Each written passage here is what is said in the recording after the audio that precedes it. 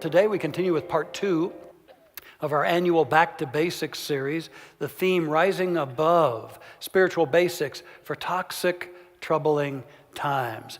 And our whole intention in this 6-part series is to bring ourselves into a greater embrace of these life-transforming teachings so that they become a way of being, a way of life.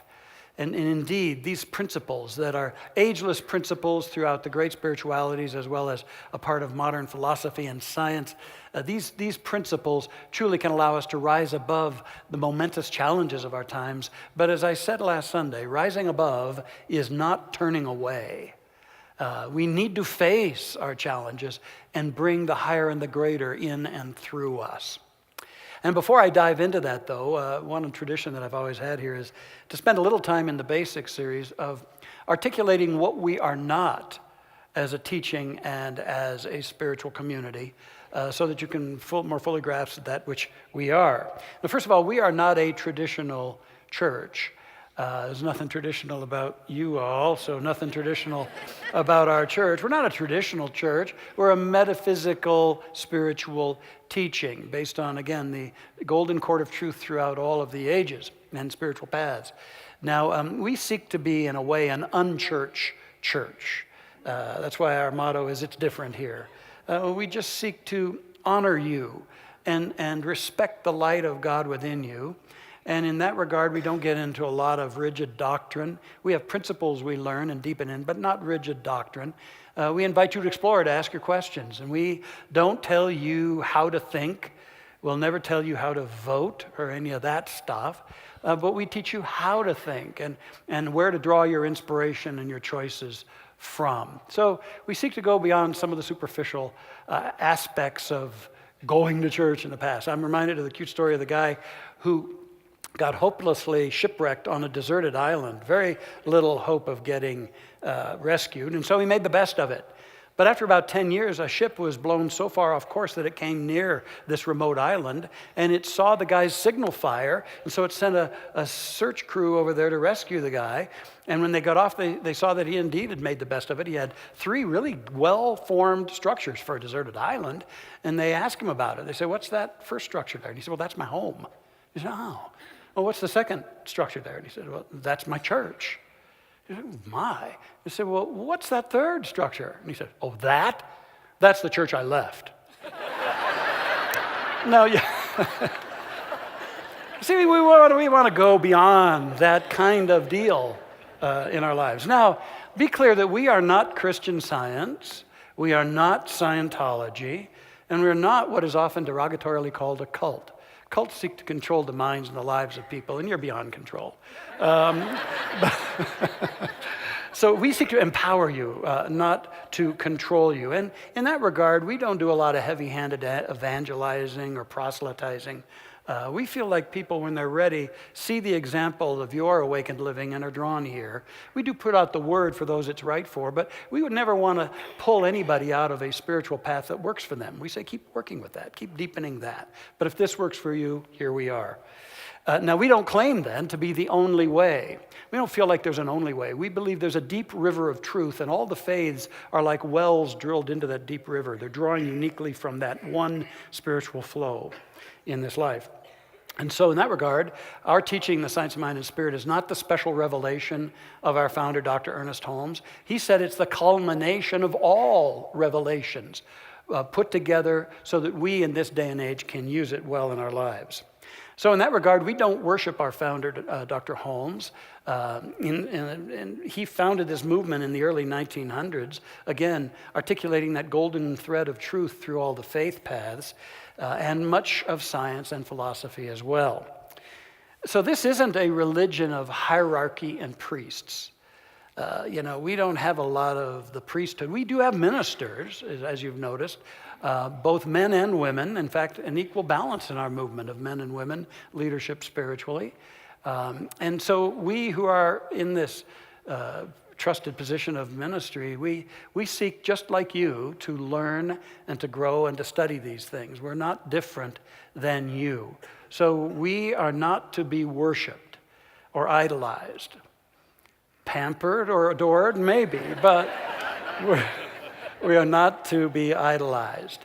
You know, it so amuses me. Sometimes I'll be out doing grocery shopping or something, and Erica, after first service, says, "When is that?" But at any rate, when I'm out in the world doing my thing in my jeans and my sweatshirt, inevitably somebody from church will see me and say, "Oh my God, I never thought I'd see you like that. You're in jeans."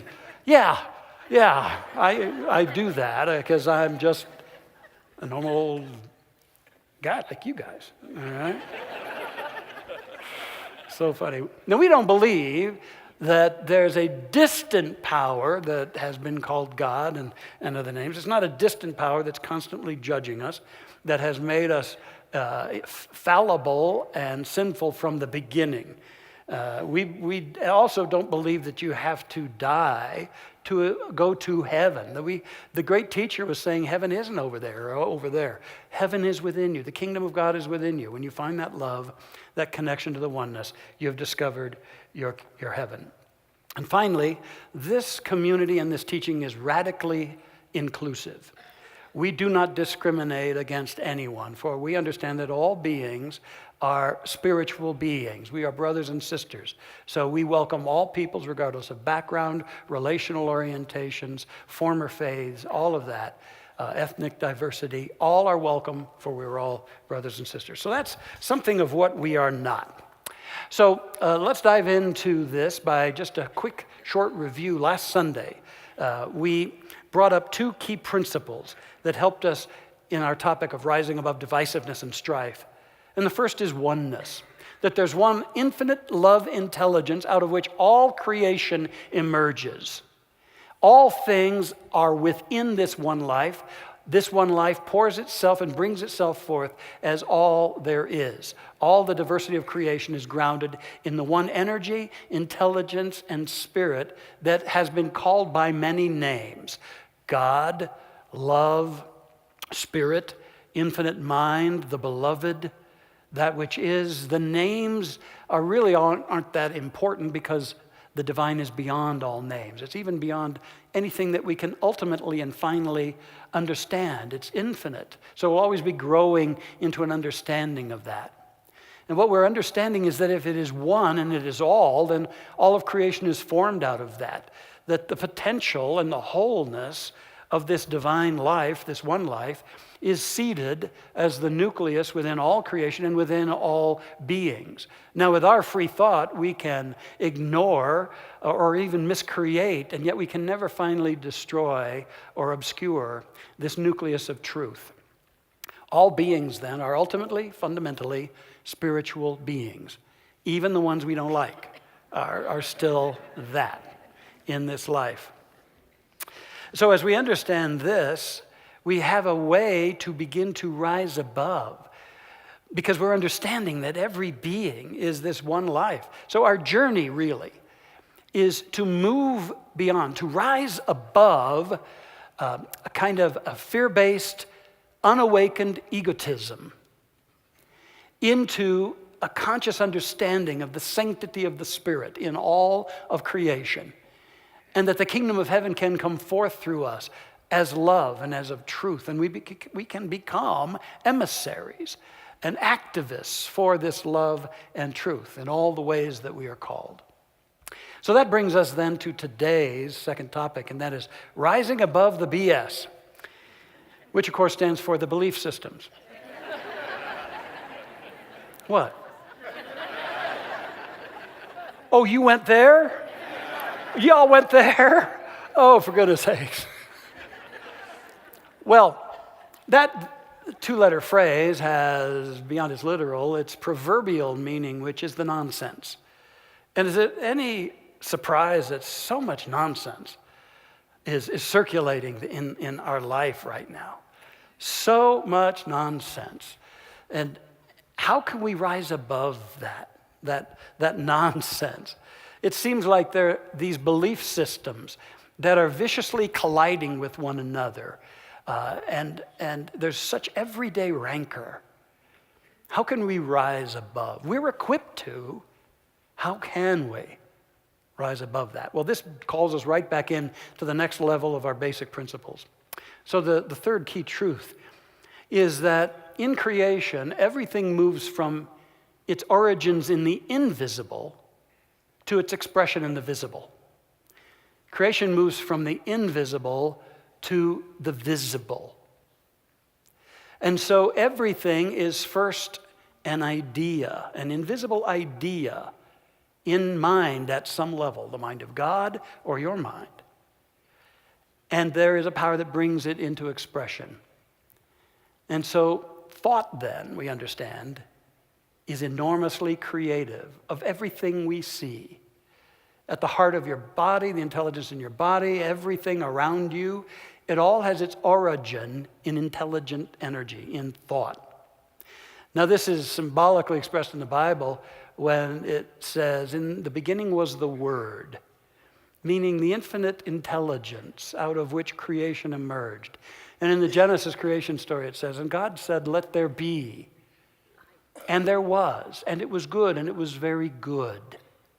Let there be is symbolic of the divine realizing an idea of its infinite, unbounded self and setting it into creation. Let there be. So it began as a divine idea, and all creation bears that divine idea, and ultimately it is good and very good, for what else could it be when it unfolds out of the perfection and the infinity of the divine?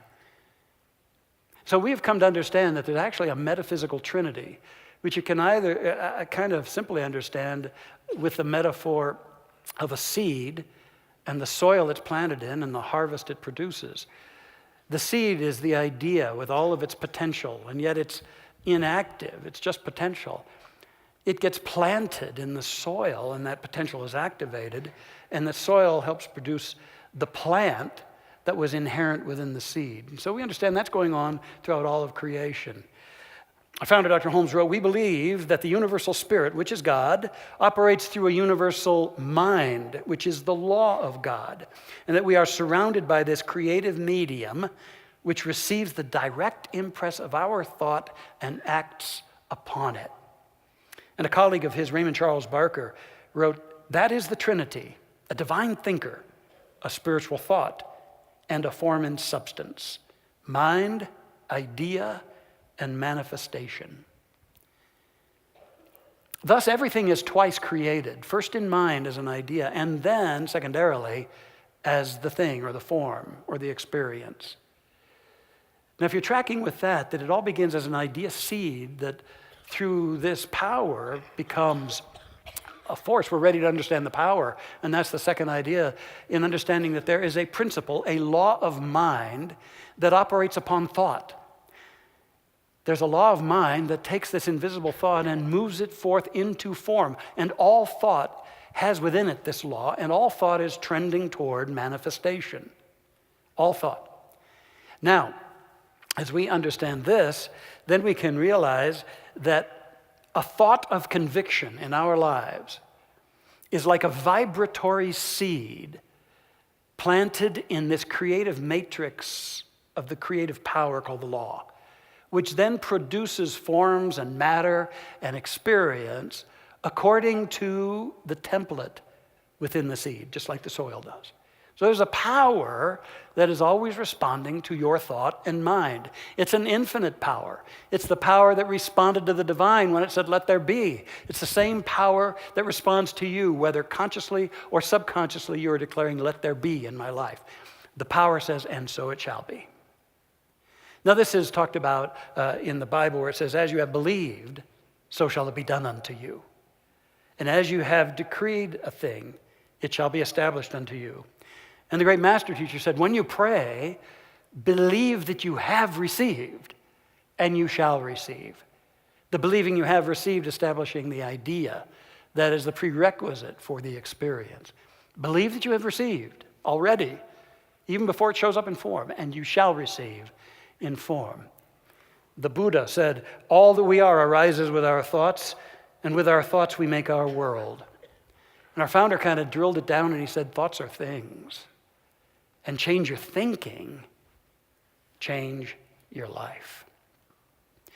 So an infinite power responds to your and my believed thought. So incredible to get that. Because it gives us the key to a mastery that has eluded so many Our internal reality is creatively molding our outer experience. Now, the great Raymond Charles Barker again said, "We believe in the Spirit of God in humankind. Every person is a thinking, creative inlet and outlet for the action of infinite mind, infinite spirit, and infinite love. Each is the inventor of the facts of his experience. You are constantly receiving ideas, thinking ideas, and producing ideas. You are the genius of your own world. Worry not about your material world.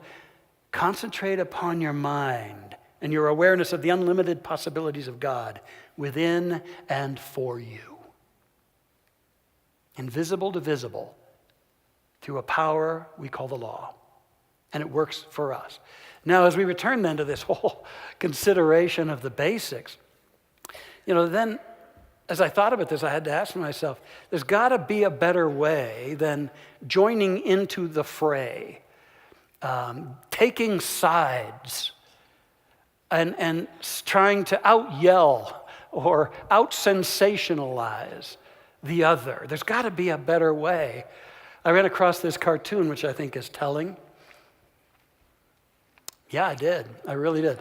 "Your relentless political Facebook posts finally turned me around to your way of thinking," said nobody ever.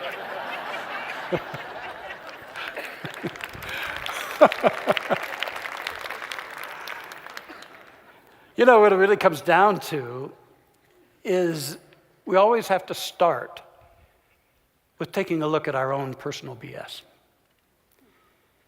Our own ragged, worn out, obsolete belief systems and the nonsense that may be at work in our own lives. Elizabeth Gilbert, who wrote Eat, Pray, Love, said, "I've never seen any life transformation that didn't begin with the person in question finally getting tired of their own BS." And so maybe that's why you're here in this January, is that a part of you deeply realizes, there's some nonsense afoot in my life, and I'm ready to grow beyond it. I'm ready to rise above that. And maybe in my doing that, I can be of benefit to the world in doing that. Here's a metaphor for this. It's the hot air balloon. Here's some beautiful balloons there. Now, when they were originated, they were actually propelled by helium and hydrogen that was released from the balloon, and that being less dense than the air allowed the balloon to lift. And now they have burners, and you hit those burners and it heats up the air in there, and the hot air balloon arises. I've had the pleasure of being on a couple of hot air balloons, and they're just really phenomenal experiences, just such a gentle elevation. Great spiritual metaphor. And they also have had sandbags on them, as this picture shows. Not only to tether them to the ground, but the pilot from time to time can toss off a sandbag to create less weight and to create greater lift, which is why you really don't want to be on the ground underneath a bunch of hot air balloons. But in whatever generation of these balloons, I love that the equipment of the balloon offers a great symbolism for us today. First of all, there's the envelope of the balloon itself. And for me, that's a symbol of the spirit of you, the true nature of you, which can rise above anything that's gone on in life, your life or in the world. It is the reservoir of your dreams. It is your higher power within you. That's the envelope. The burner that ignites the heat, I believe, is truth, and the passionate igniting of truth in your life that can give you the kind of lift into because of that truth of your being. I would invite you to sense that the basket is our human experience in this life, that which carries us. It's the humanness of us, our bodies and all that's going on in life. And so often it seems like that is stuck on the ground. But why is it? It could be uplifted, but it's because of the sandbags, which are really a symbol of all that weighs us down and all that keeps us from moving to our higher and greater potential. And so it's a wonderful metaphor of how we can begin to cut loose these sandbags. Now, as we consider what's going on in the nonsense afoot in our world, probably what we have to ask is how can I discover some creative and constructive input into what's going on? How can I find that in this world rather than getting aligned with stuff that's going to limit me and weigh me down.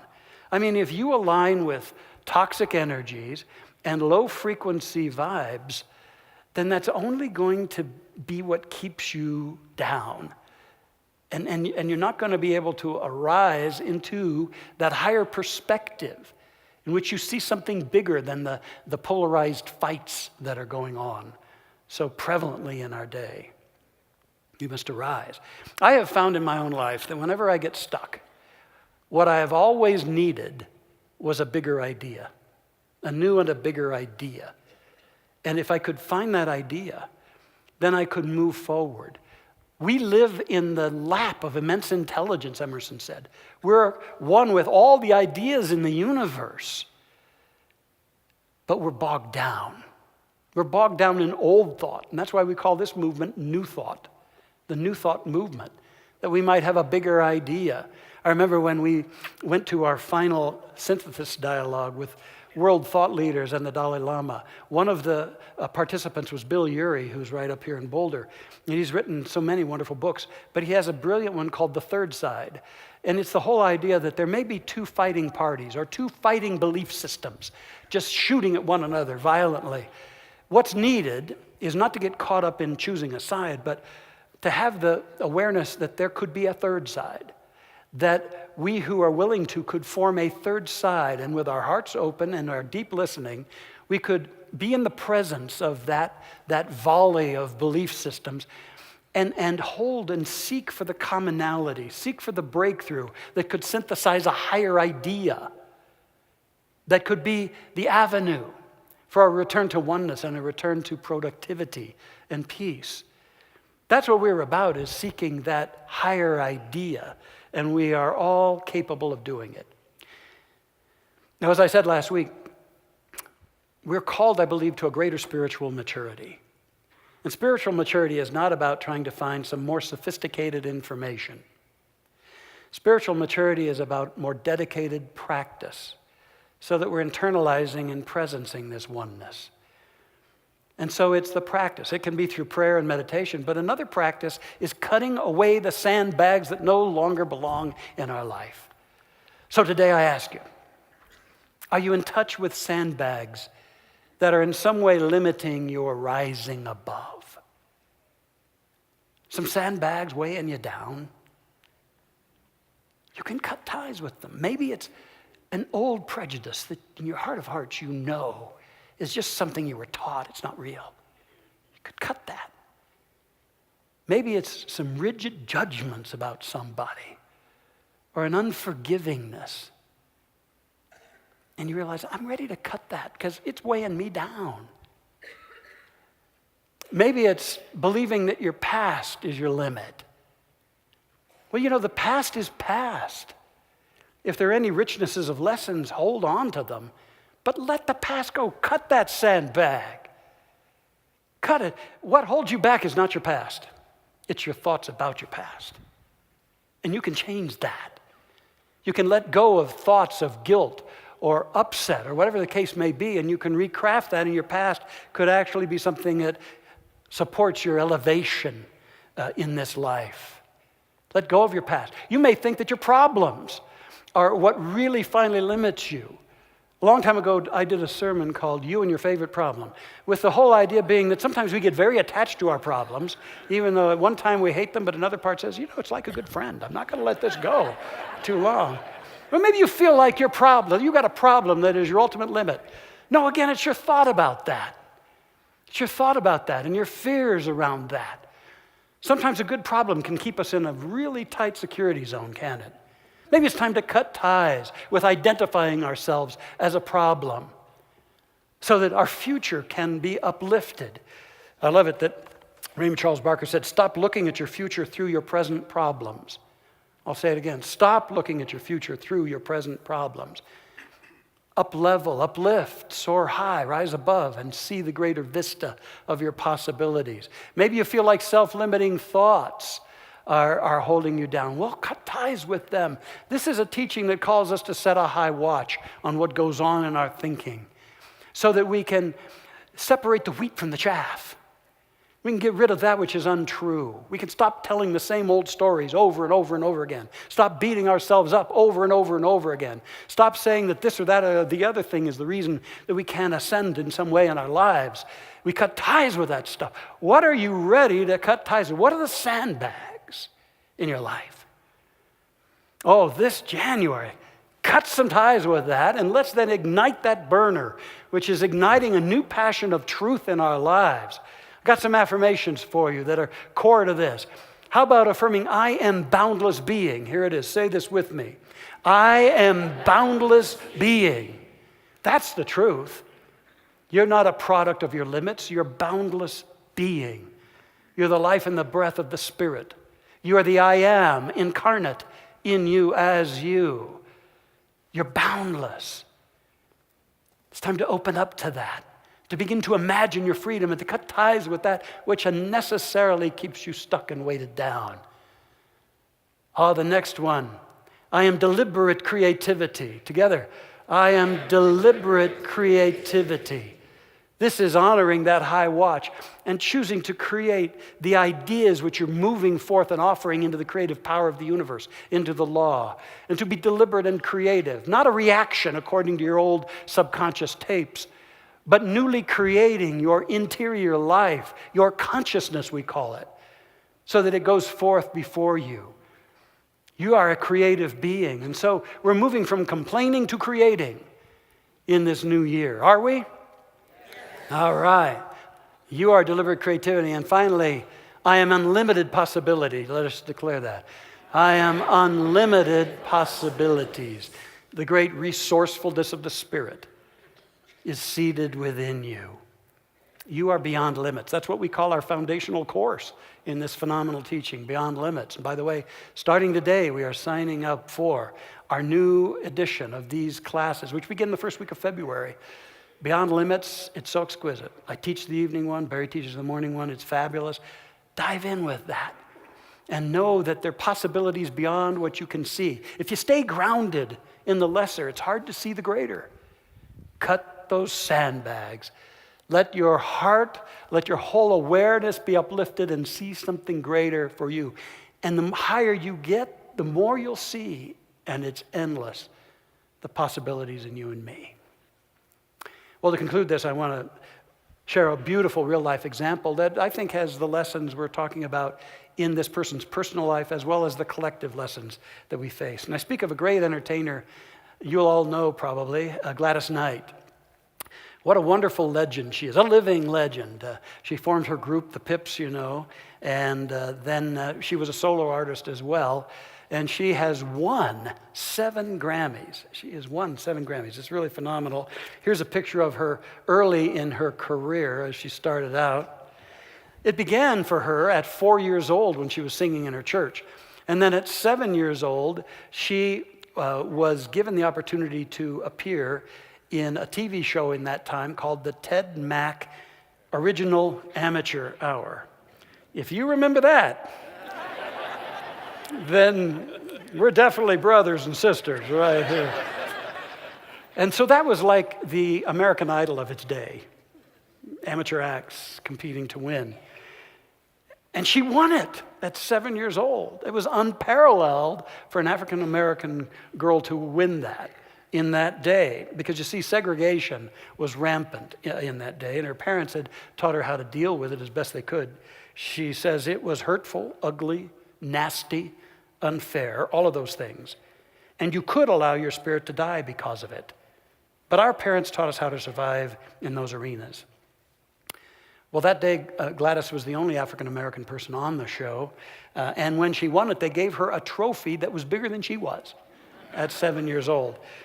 And they wanted to take a picture of her, and they asked some of the other contestants if they'd come into the picture and hold the trophy for Gladys. Every one of them flatly refused to be in the picture with her. Now, Ted Mack, who was in his office, got wind of that, and he was incensed, and he stormed out onto the stage, and he held the trophy with young Gladys. Here's a picture of him holding that trophy for her. And she said that he was the most wonderful and kind being. She says, if you want to be ugly like that, or you feel like I don't measure up to you, that's on you. I believe this belongs to you. I know who I am. I know what I deserve. I know what I do, and I know what I give. And all I want to do is do it like God would have me do it. And her motto is, love everybody, even if they're not nice. Well, she formed a group after that when at her brother's 10th birthday party, they did an impromptu talent show, and she was singing with her brother and some cousins, and they formed the group that would be called later on the Pips. They asked an uncle, whose nickname was Pip, to be their agent and to book jobs for them, and so that they became Gladys Knight and the Pips. And so they got little jobs, and then they grew and grew, and they got some momentum. And then they experienced that a person with very little integrity secretly recorded their music and put it out on the radio waves and no money would be coming back to them. They experienced that kind of thing, and they experienced the continued ill effects of the bigotry and segregation of those times. In fact, she says that they were often in those times, when they would take a gig, it was actually 2 gigs. It was a segregated gig. They would perform for the white people, and then later on they'd perform a second duplicate of the concert for what they called the coloreds. And that this went on for so long. And beyond that, there was all of the other bigotry. They were arrested falsely and detained. There were slurs and ugliness. And yet something in her always seemed to rise above that. And here's a picture of her in more current times. And she says, we have to learn from such ugliness. We can either become a part of it and start to hate, as they do, or we can choose to be right and correct in spite of it. We can pray for those that are lost, and that's not always the easiest thing to do. Somebody that's been so disrespectful and has so much disregard for your space here on this earth. And how much better they'd feel if they could just love. That's why I say it's up to us to be the best example that we can be, so that they can see and find their way. God bless her, and may we all realize the power to cut ties with the sandbags that have held us back, so that we can bring forth our potential, our unbounded being, our creative nature, and higher and finer ways. Last week it was about presencing oneness. I believe this week is about evolving consciousness. And I know we can do that. It means we have to step out of the normal ways, perhaps, of thinking and reacting. But that's why we're here, to lead the way. I close with these words from Ernest Holmes. The moment you step out of the ordinary ranks, the moment you step out of the procession that moves endlessly down the aisle, you are in the spotlight of evolution. Your own choice has decided you, and you are no longer going to think as others. The moment a person steps off the endless stream of humanity, he no longer goes by the norm that was set by the mass mind. He is a leader. He is a thinker. He is one who introduces new things to the world. Let's be that person.